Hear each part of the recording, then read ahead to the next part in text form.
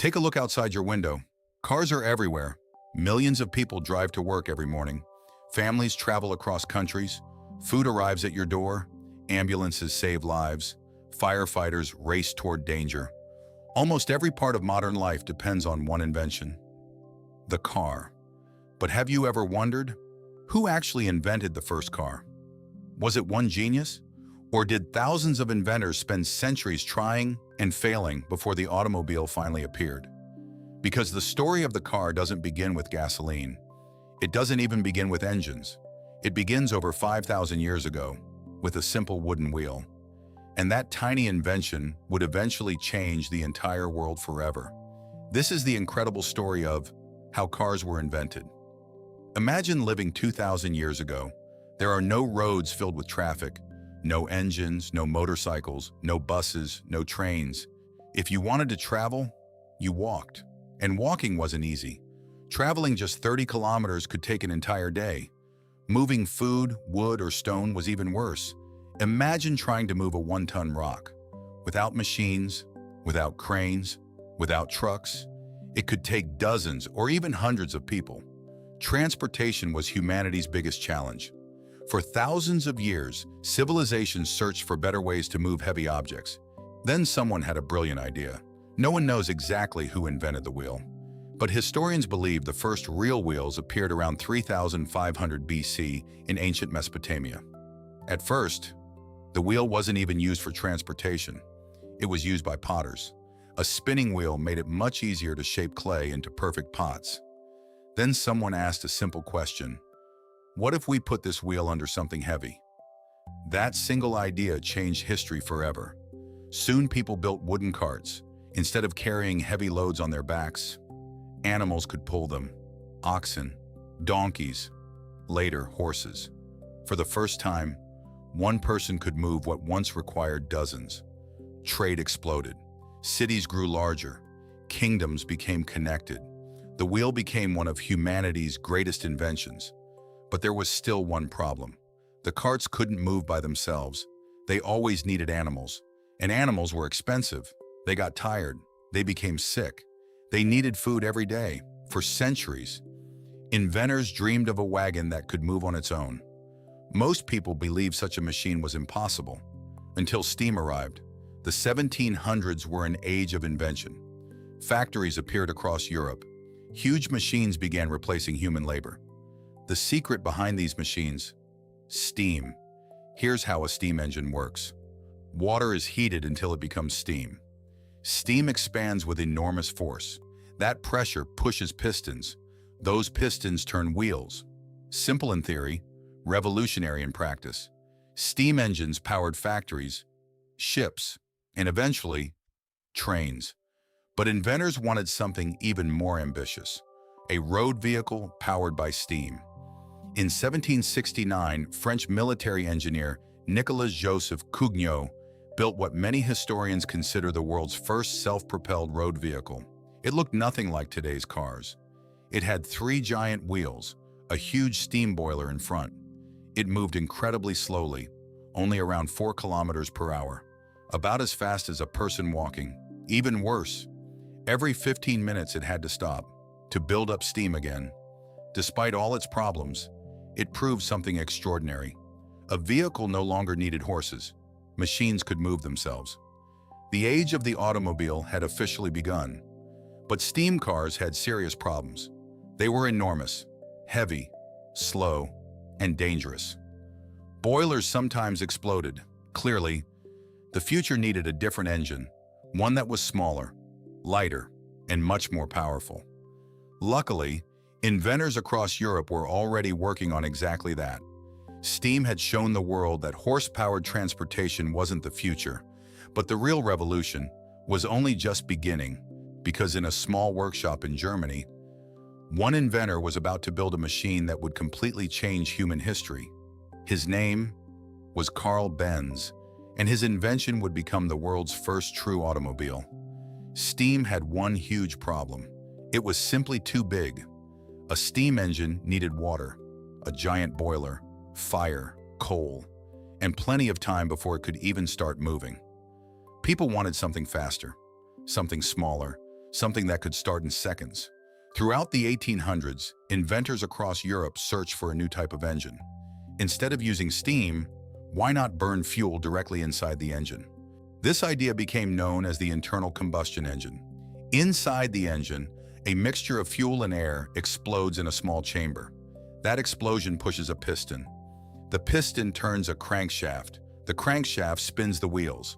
Thousands of tiny explosions happen every minute. Those controlled explosions create the power that moves a car. Compared to steam engines, internal combustion engines were smaller, lighter, more powerful, much more efficient. The technology was still far from perfect, but it was exactly what inventors had been waiting for. One man in particular saw its incredible potential. His name was Carl Benz. Imagine walking through the streets of Germany in 1886. Horse-drawn carriages fill every road. People have never seen a vehicle without horses. Then suddenly, a strange machine rolls past. No horse, no driver holding reins, just a noisy engine. People stop and stare. Some laugh.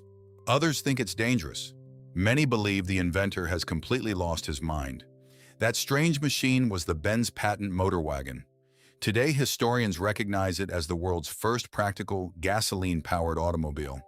It had 3 wheels, a single-cylinder engine, around 1 horsepower, a top speed of about 16 kilometers per hour. By modern standards, that's incredibly slow, but in 1886, it was revolutionary.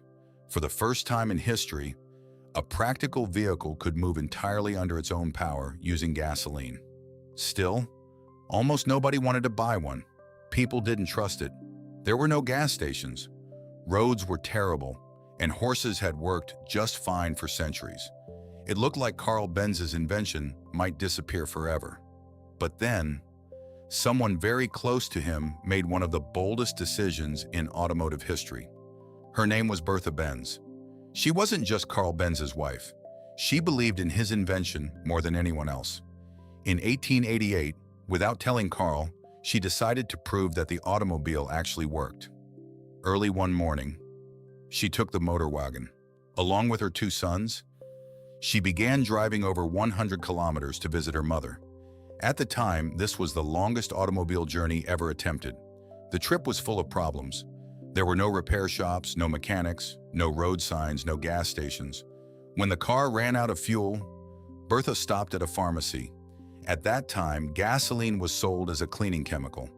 That pharmacy is often called the world's first gas station. Along the journey, she repaired the car herself. She cleaned clogged fuel lines with a hat pin. She used her garter to insulate a wire. She even asked a blacksmith to repair parts of the vehicle. By the time she arrived, newspapers were talking about the incredible journey. People suddenly realized something. Cars weren't just strange machines. They could actually travel long distances. Bertha Benz's trip became one of the greatest marketing events in history.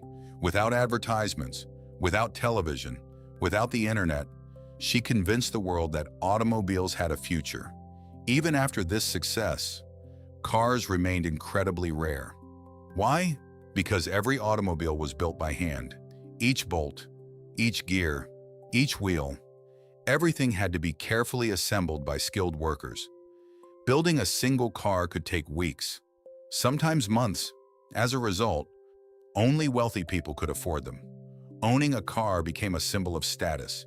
Kings, business owners, industrialists. The average worker could only dream of driving one. At the beginning of the 1900s, there were only a few thousand cars in the entire world. Then, an American businessman had a revolutionary idea. Instead of building one car at a time, what if cars could be built continuously, like a moving machine? That idea would completely transform transportation forever. And it would make one man, one of the most influential people in modern history. His name was, by the early 1900s, the automobile had already proven it could work. There was just one problem. Cars were still incredibly expensive. Most families simply couldn't afford one. A single automobile cost more than many people earned in an entire year. If cars were ever going to change the world, they had to become affordable.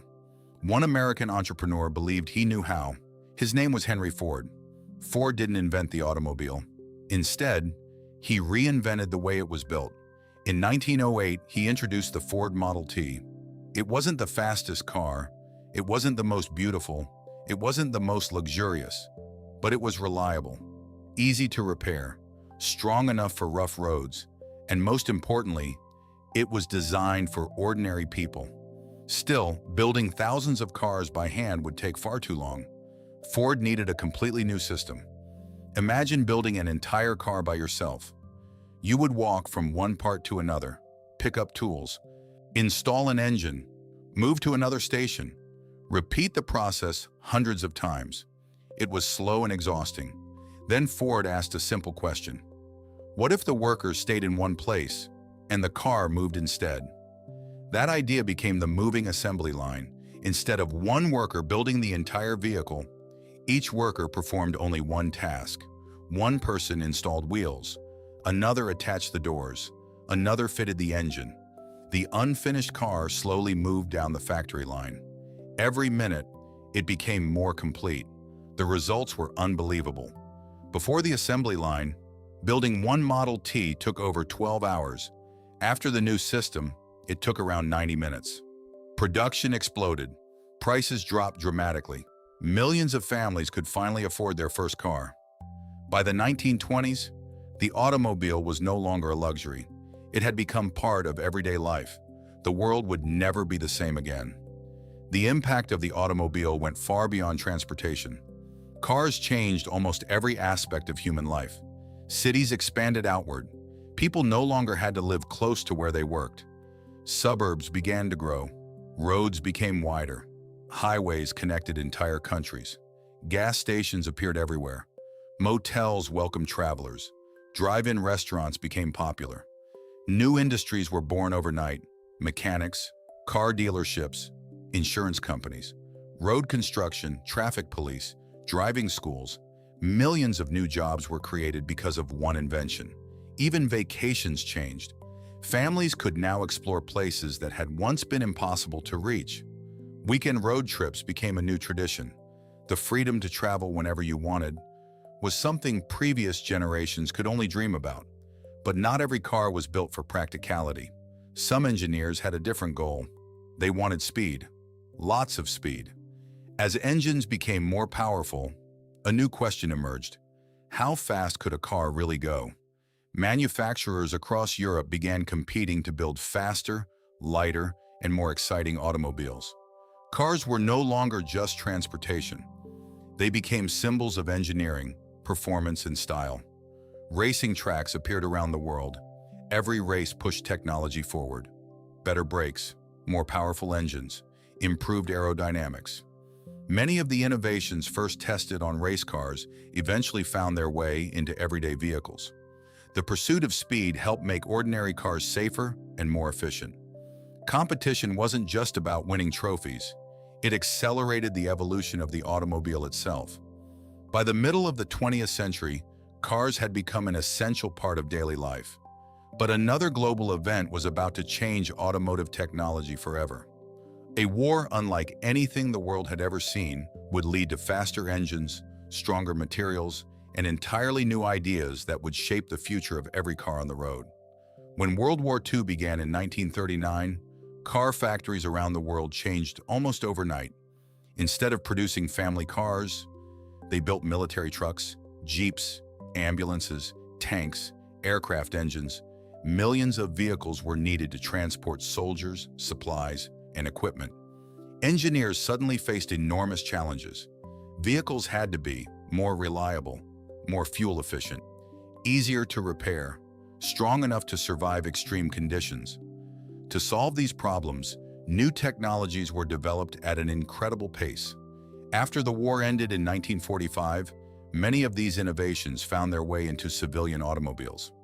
Cars became safer, more durable, more powerful, and more comfortable than ever before. The automobile industry entered a new golden age.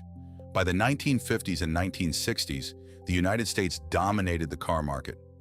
American cars were large, powerful, and stylish.